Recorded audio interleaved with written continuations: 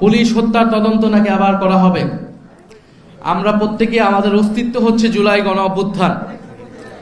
এই জুলাই গণ অভ্যুত্থানের মধ্য দিয়েই আমাদের রাজনীতির মাঠে আমাদের পদচারণা, আমাদের কাজের যাত্রা শুরু।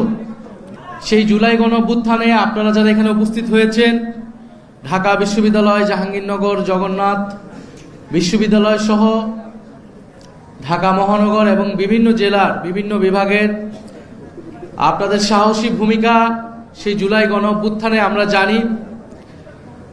আমরা একটা জায়গায় ঐক্যমত হয়েছিলাম বলে আমরা আসলে রাজনীতির মাঠে গিয়েছিলাম যে জুলাই গণ অভ্যুত্থানে আমাদের 1000-এর উপরে ভাই বোনেরা শহীদ হয়েছে, জীবন দিয়েছে, পঙ্গুত্ব বরণ করেছে হাজারো ভাই বোনেরা।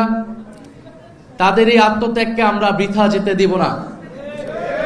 জুলাই গণ অভ্যুত্থানের পরে এটাই ছিল আমাদের কমিটমেন্ট যে বাংলাদেশকে আমরা সংস্কার করব, জুলাই গণহত্যার বিচার আমরা নিশ্চিত করব এবং বাংলাদেশের অর্থনৈতিক বৈষম্য সেটা আমরা দূর করব।